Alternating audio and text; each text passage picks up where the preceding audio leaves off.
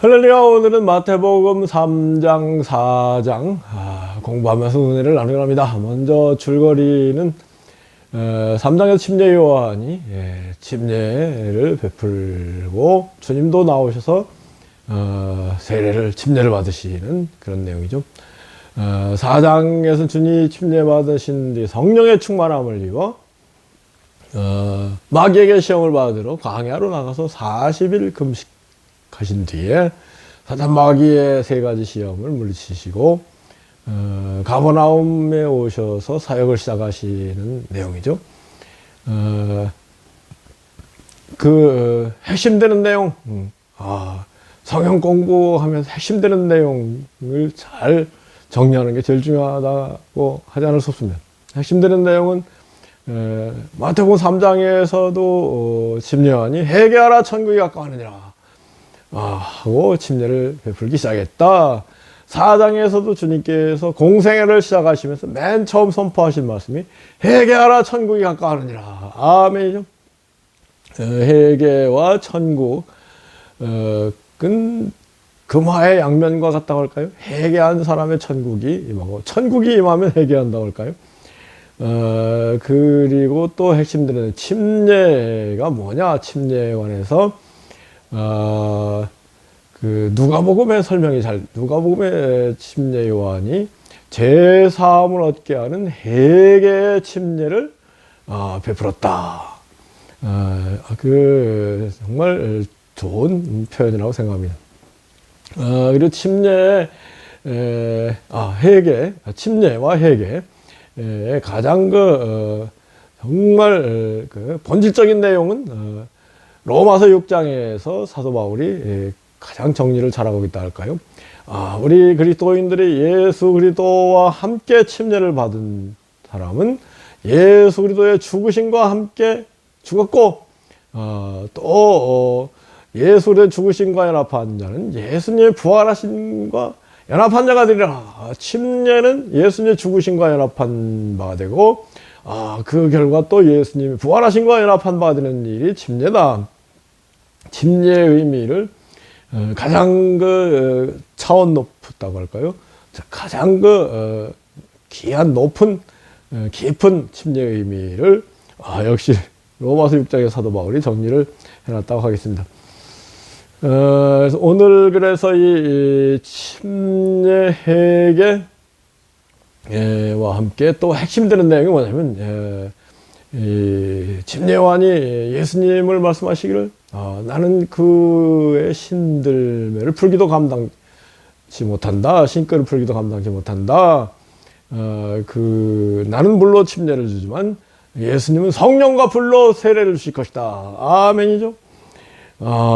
이 예수님이 성령과 불로 세례를 주신다. 그래서 회개 침례를 한 사람에게 성령과 불이 임해서 성령 충만한 가운데 천국을 누리게 한다. 다 이게 일맥상통하는 내용들인데요. 로마서 14장 17절에서 사도 바울이 선언하기를 천국은 먹고 마시는 것이 아니요 성령 안에서 의와 평강과 희락이다 그랬거든요. 그러니 성령 충만한 사람은 천국을 누리는 것이다. 그런 선언을 한 거 아니겠습니까?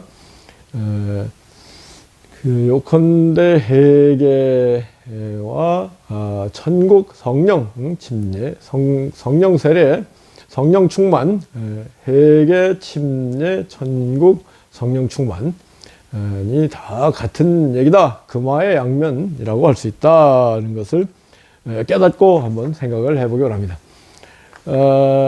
먼저 회개하라 천국이 가까우느니라. 마가복음에서는 주님께서 때가 찼고 하나님의 나라가 가까웠으니 회개하고 복음을 믿으라. 때가 찼고 하나님의 나라가 가까웠으니 회개하고 복음을 믿으라. 회개와 복음을 믿는 일, 기독교 신앙도 금화의 양면과 같다. 이 사복음서의 내용들은요, 이렇게 깊이 있게 들여다보면 다 일맥상통하는 얘기들입니다. 다 천국 영생에 이르는 길을 우리에게 소개하고 있다고 할까요? 그래서 이제 먼저 회개하라 천국이 가까우느니라.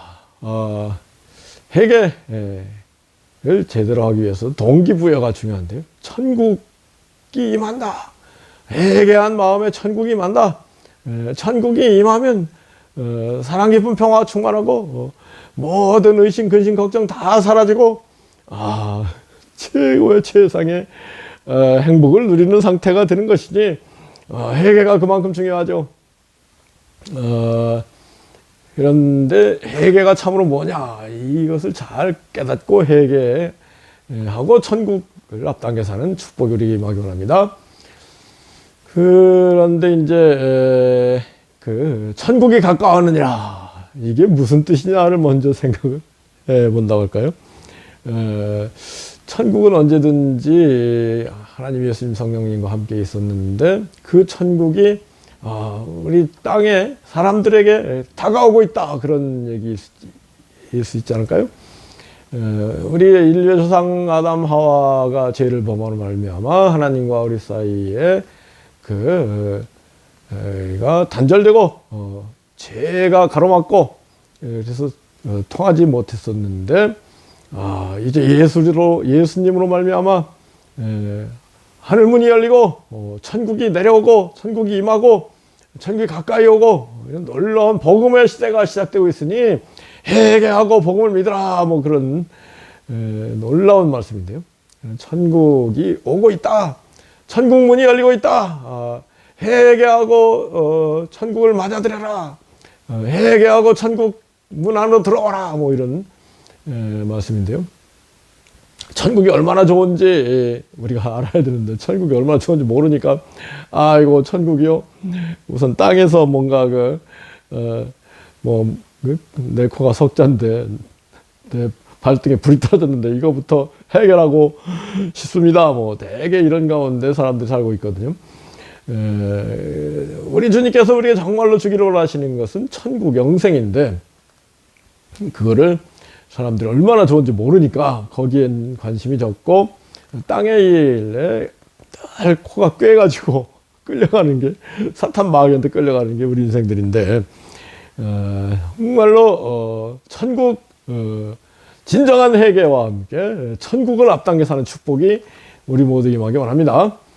하여튼 천국은 그야말로 완전한 곳이다. 다 우리가 불완전하기 때문에 근심, 걱정, 염려 가면 되는 건데요. 우리가 완전하면은 근심, 걱정할 게 뭐가 있으면 모든 것을 알고 완전한 상태에 나가면 담대하게 되고 모든 걸 아니까 걱정할 거 뭐가 있어요. 완전하게 됐으니 우리 완전한 행복을 누리게 됐으니 천국을 누리게 됐으니 그 사람은 가장 귀하고 복된 삶을 살게 됐으니 더 말할 게 없는 것이죠. 이러한 천국이 생생히 체험되기 원하는데요. 천국과 동의어가 뭐라고 그래서 영생인데, 영생은 참되고 완전하고 영원하고 충만하고 강력하고 풍성하고 생기가 가득하고 기쁨이 충만한, 기쁨이 넘치는 그런 영생의 세계 천국이다. 근데 이게 말로 설명해서는 별로 마음에 와닿지 않을 거예요. 여러분이 체험을 해야 되는데요. 체험을 하게 되면은 더 바랄 게 없는 것이죠. 그래서 회개하라 천국이 가까웠느니라. 먼저 천국을 사모하는 그런 동기부여가 있어야 되겠죠. 사실 천국이 누려진다면, 천국이 내 앞에 와 있다면, 천국 안으로 들어갔다면은 사실 그걸로 끝이거든요. 그게 중요한데 그게 잘 안 되니까 이게 다 이 기독교 신앙이 바닥을 기는, 땅에서 헤매는 그런 신앙이 되어버리는 이유가 거기에 있는 것인데요. 근데 그 참된 회개가 되지 않았기 때문에 그럴 수도 있다고 하겠습니다. 회개와 천국은 금화의 양면과 같은 것이다. 그렇다면 참된 회개가 뭐냐, 이거를 생각을 해봐야 되겠죠. 요한복음 1장에서 침례 요한이 예수님을 보라, 세상 죄를 지고 가는 하나님의 어린 양이다. 예수님은 성령과 불로 세례를 주는 분이다. 이렇게 요한복음 1장에도 선언이 되어 있거든요. 근데 이제 세상 죄를 지고 가는 하나님의 어린 양이다. 이 말은 이제 Lamb of God, Agnus Dei, 요한복음 1장에 나와 있는 거거든요. 세상 죄를 지고 온 하나님의 어린 양이다. 그리고 성령과 불로 세례를 주신다. 이것도 금화의 양면인 것 같습니다. 세상 죄가 청산돼야 하늘 문이 열리고 하늘의 영 성령이 우리 임하고 성령 안에서 천국을 앞당겨 살게 되는 거거든요. 이러한 축복이 우리 모두 있기를 합니다. 그래서 이제 회개, 우리 주님이 죄를 다 용서하셨다고 하는데, 죄를 다 청산하셨다는데 왜 또 회개가 필요하냐, 뭐 이런 생각 안 하세요? 그게 이제 죄 용서가 뭔지를, 우리 주님께서 죄를 청산하셨다는 의미가 뭔지를 잘 모르기 때문에 그런 얘기를 하는 것인데, 우리 주님께서 십자가에서 만신창에서 희생의 제물이 되셔서 우리 죄를 다 청산하셨죠. 그런데 그 놀라운 그 은총, 그 제사함, 제속함, 그 은총, 은혜에 대해서 우리가 보답함으로 해야 될, 우리 편에서 해야 될 일이 있다면 회개하는 겁니다.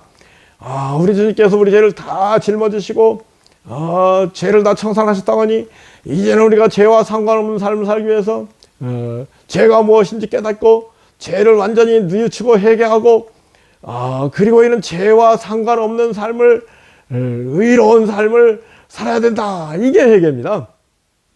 회개, 주로 하여튼 뭐 죄를 뉘우치는 일에 그 초점을 맞추기가 쉬운데, 그건 회개의 3분의 1 정도라고요. 회개의 더 중요한 3분의 2는 방향전환을 해서 의로운 삶을 살게 되는 것이 회개의 참된 의미다. 그래서 죄를 뉘우치는 일은 3분의 1 정도고, 완전한 삶을, 의로운 삶을 사는 것이 3분의 2다. 더 중요하다. 회개, 방향전환, 어둠을 향해서, 죄를 향해, 욕심을 향해서 걸어가던 우리가 이제는 돌아서서 빛을 향해서 주님을 바라보고 천국을 바라보고 살아가는 삶이, 이게 회개. 리펜트가 이제 이렇게 보통 번역되어 있는 것인데, 리펜트는 죄를 뉘우치는 쪽에 초점이 맞춰져 있다면, 방향 전환에 초점이 맞춰져 있는 단어는 컨버트라는 단어. 컨버전, 회심. 사도 바울이 다마스커스 도상에서 주님을 만나고 회심했다 그러잖아요. 방향 전환, 완전한 방향 전환을 했다는 거죠. 회심, 컨버트. 그래서 우리 죄가 뭐냐를 먼저 또 생각을 해야 죄가 해가 되는 거 아니겠습니까? 죄가 뭔지 모르면서 죄를 회개하라, 그런 거 말이 안 되는 거죠.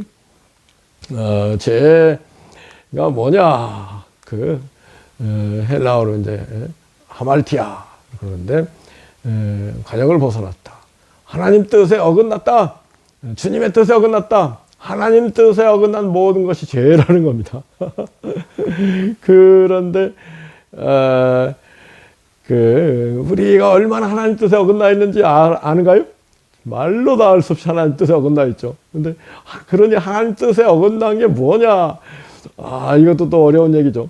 그래서 자꾸 성경 공부를 해야 되는 것입니다. 하나님 뜻에 반하는 일이 뭐냐?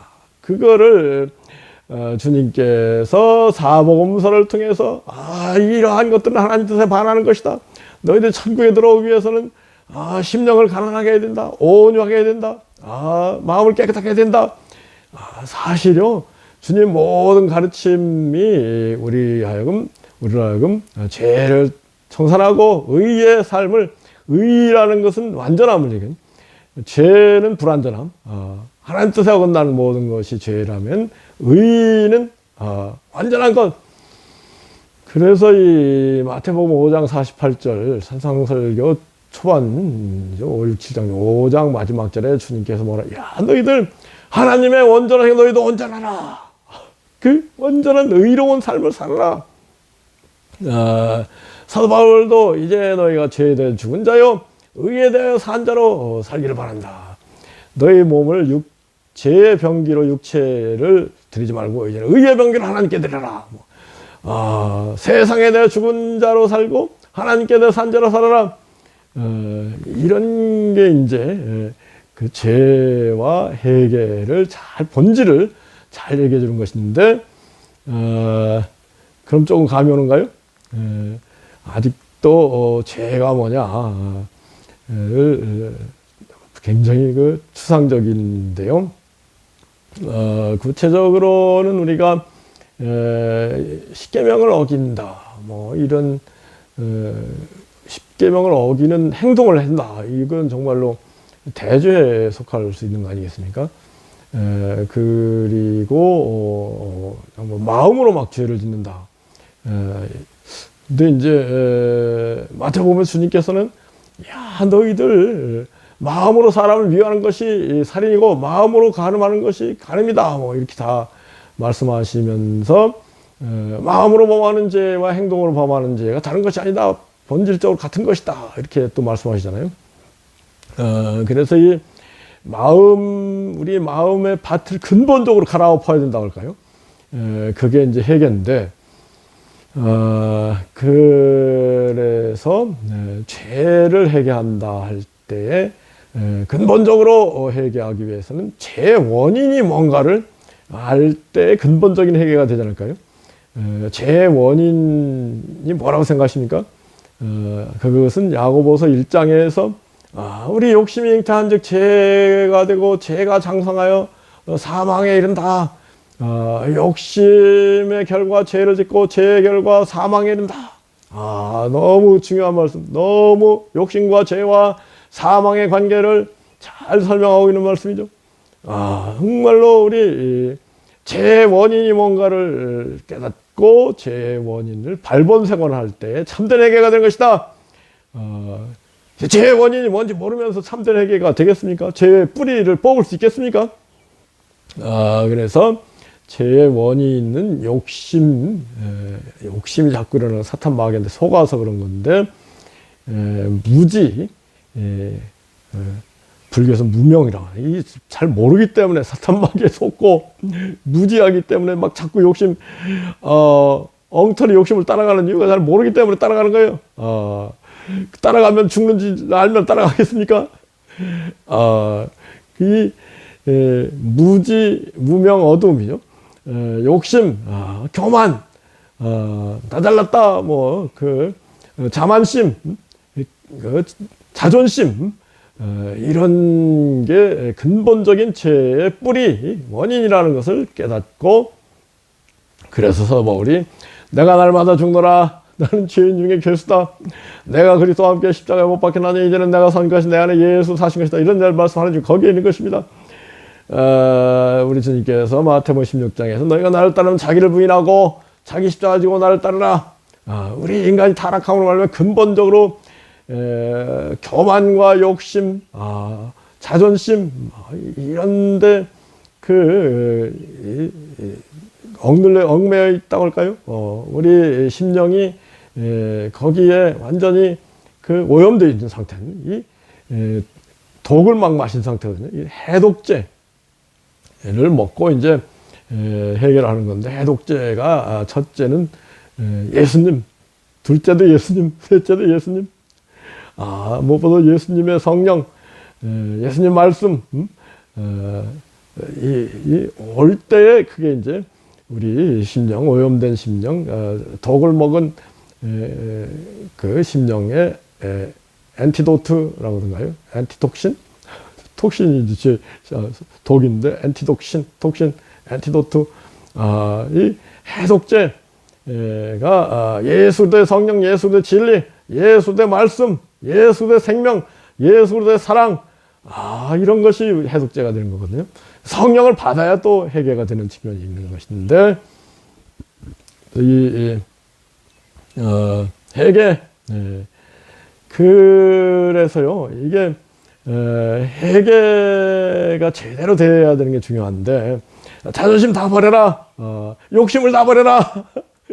아니 욕심 없이 사람이 살 수 있는가요? 땅에 있는 동안 무조건 맨날 욕심내는 게 인간 아닙니까? 그래서요, 그런 고백을 하는 사람들이 있어요. 아이고, 살아있는 게 죄지요. 그거 아주 깊은 통찰 가운데 아주 상당히 영적으로 그 깊은 단계에 나간 사람이 하는 얘기라고 생각합니다. 뭐라고요? 우리 살아있는 동안엔 늘 욕심이 일어날 수 있고, 욕심 때문에 욕심이 죄죠, 또 뭐. 그러니까 죄 가운데 죄가 뭔지 모르면서 죄를 숨 쉬고 물 마시는 게 인생입니다. 이걸 깨달을 때 이제 근본적인 해결을 할 수 있는 것인데, 근데 이제 그래서 우리 어떻게 할 때 해결 근본적으로 되겠어요? 내 속에는 욕심, 자존심, 교만 이런 게 십자가 못 박아질 때, 나 자신이 완전히 죽어질 때, 그렇다고 해서 자살하라는 얘기는 아니에요. 제가 막 이렇게 자기 부인 이런 거 자기가 죽어야 돼. 내가 이런 걸 강조했더니 어떤 사람이 잘 모르는 조금 공부가 부족한 분이 이거 진짜로 자살해버린 그런 경험이 있어가지고, 자살하라는 게 아니라, 마음속에는 욕심을 성령의 불로 불태워버리라는 거죠.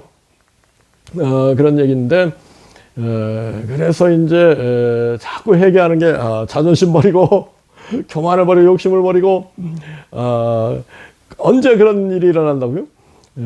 예수님 말씀이 임할 때 그런 일이 일어나는 겁니다.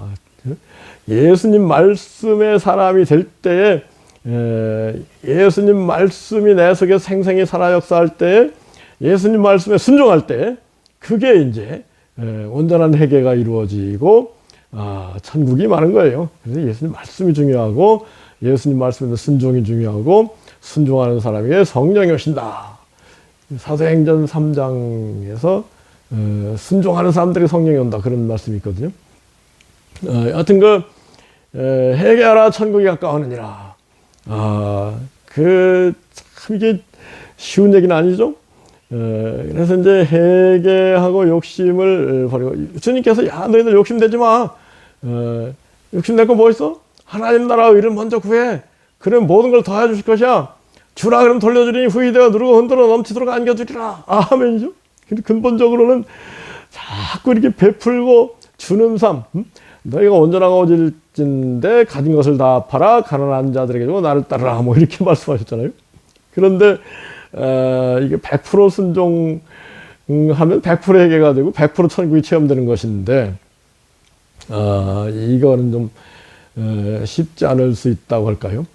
저는 이 단계설과 함께, 그리고 우리 속에 날마다 죄가 또 일어나는 이런 문제를, 날마다 해결해야 되는 이런 문제를 어떻게 해결해야 될 것인가. 신앙생활을 제가 40년 동안 하고 담임사역자 20년 동안 하면서 깨달아진 내용이 뭐냐면요, 우리 예수님을 믿고 성령이 오셔서 우리 속에 생명의 역사, 천국의 역사가 펼쳐지죠. 그러면서도 여전히 땅에 발을 딛고 있기 때문에 또 욕심과 죄가 또 일어나는 게 사실이에요. 내가 그리스도와 함께 십자가에 못 박힌 다니 이제는 내가 산 것이 아니요 내 안에 예수로 사신 것이다 선언하지만은, 내가 날마다 죽노라 선언하지만은 또 내가 살아나잖아요. 이게 문제예요. 그죠?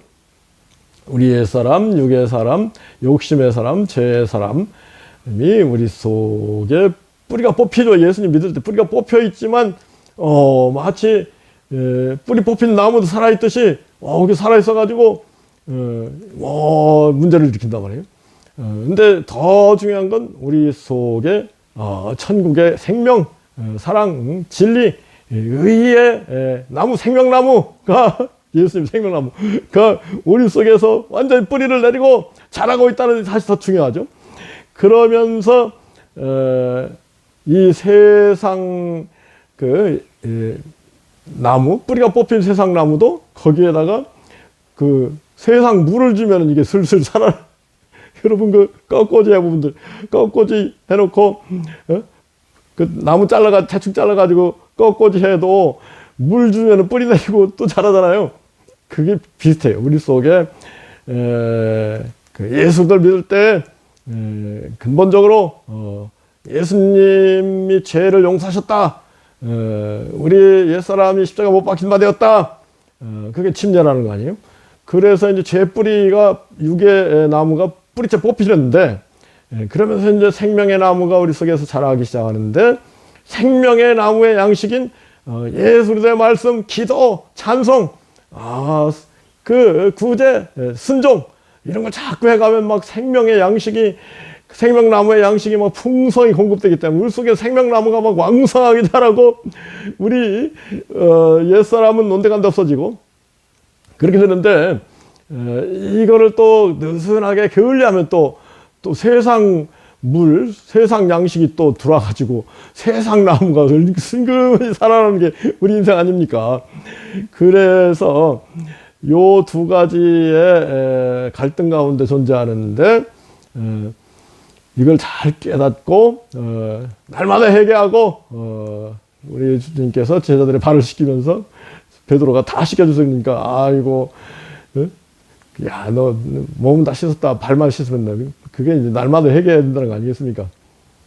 그래서 회개가 이루어지고, 그 온전한 회개가 이루어지고, 죄에서 탈출해서 의의 삶, 천상의 삶을 사는 것이 진정한 회개다.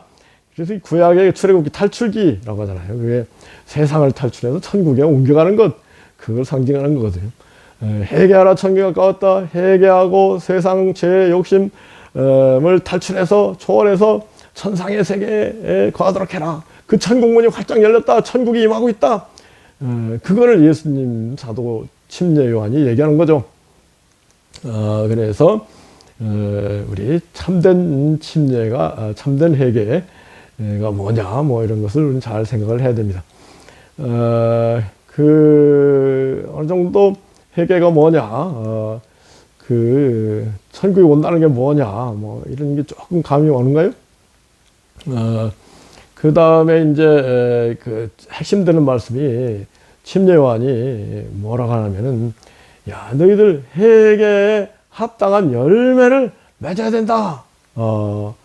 이미 도끼가 나무 뿌리에 놓였으니 좋은 열매 맺지 않는 나무마다 찍혀 불에 던질 것이다. 주님이 오셔서 타작마당을 깨끗하게 하시고, 손에 키를 들고, 타작마당을 깨끗하게 하시고, 알고 본 곳간에, 쭉정이는 꺼지지 않는 불에 던지시라. 이게 또 굉장히 중요한, 마태복음 3장, 핵심 내용입니다.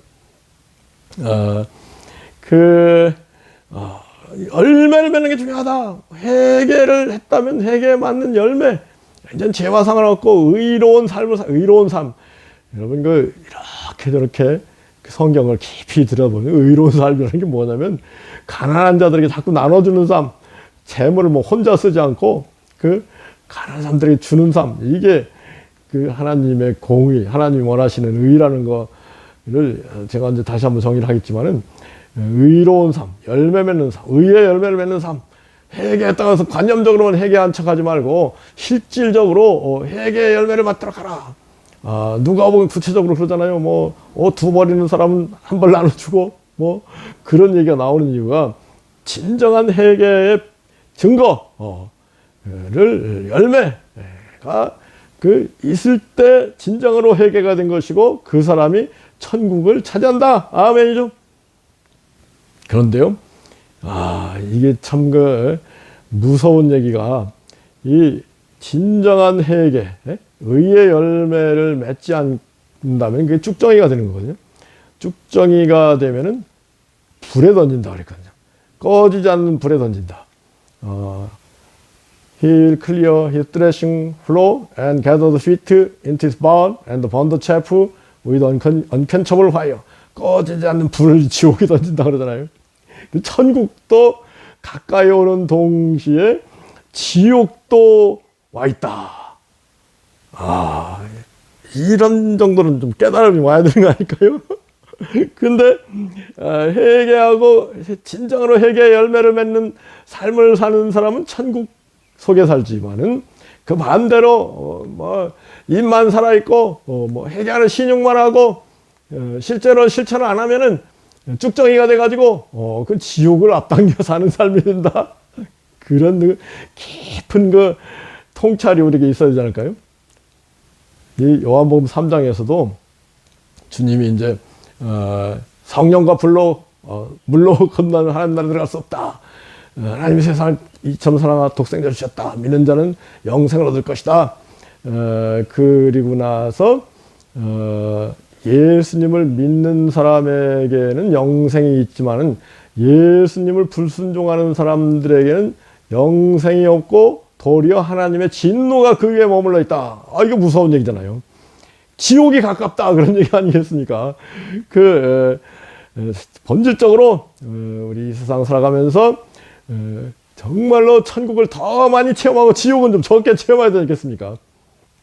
이 예수님의 모든 가르침은 우리 천국을 앞당겨 사는 세상을 탈출해서 놀라운 천국의 사랑, 기쁨, 평화, 믿음, 소망 가운데 사는 그것을 주님이 원하시는 건데요. 그래서 이제 자기 십자가를 지고 자기를 부인하고 자기 십자가를 지고 나를 따르라. 자기 부인을 강조하는 이유가 거기에 있는 것이죠. 그런데 이제 이번 주에 제가 은혜 받은 게 뭐냐면요. 이번 주일 설교 가운데 진정으로 주님의 제자가 되기 위해서는 그 누가복음 14장에 보면은 야 너희들 자기 부모 형제 처자 자기 목숨까지 미워하지 아니하면 내 제자가 될 수 없다.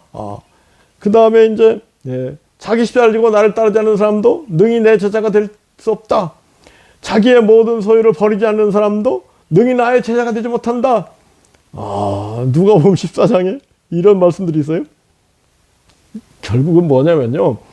우리가 이 세상을 탈출하지 못하고 천국에 속하지 못하는 이유가 자기 목숨에 대한 미련, 욕심이 남아있기 때문에 그런데, 그러니까 자기 목숨까지 미워하지 아니하면 결단코 나의 제자가, 능히 내 제자가 될 수 없다. 그렇게 얘기하시는 거예요. 그런데 이제 목숨을 자꾸 아까워하는 이유가 부모, 형제, 처자 생각하면 또 아이고 내가 살아서 뭔가 해야지 뭐 이런, 그래서 부모, 형제, 처자까지 미워하지 아니하면 능히 내 제자가 될 수 없다. 그렇게 말씀하시는데 하여튼 모든 걸 하나님께 맡길 수 있는 그런 믿음의 소유자가 되어야 되겠고, 그리고 사도 바울이 뭐라 그래요? 빌립보서 3장이죠. 내가 두 사이에 끼었다. 하나는 떠나서 이 세상을 떠나서 주와 함께 가는 그런 소망, 그리고 이 땅에 남아서 주의 일을 하는 소망, 뭐 이 두 가지 이 소망 가운데 끼어 있다. 그런데 차라리 나는 떠나서 주와 함께 가기로 한다. 그런데 남아서 또 야 너희들을 위해서 내가 복음을 잘 정리해 줘야 되지 않겠느냐. 이게 또 내 영광의 상이 될 것이다. 뭐 이런 얘기를 하고 있잖아요. 요컨대 자기 목숨이 이 육적인 목숨이 뭐랄까요? 끊임없이 욕심을 일으키는 거예요. 그래서 히브리서 뭐라 해서 목숨 때문에 일생에 매여 종로를 한다고 그러잖아요. 그래서 이 목숨을 초월하는 그런 경지를 자기 목숨까지 위하지 않으면 하나님 나라에 들어갈 수 없다. 그리고 결국은 자기의 모든 소유를 버리지 않으면 능히 나의 제자가 되지 못한다. 이런 것도 다 일맥상 다 연결되는 겁니다. 근본적으로 우리가 세상을 탈출하여서 천상에 속하는 진정한 회개가 됐다는 게 뭐예요?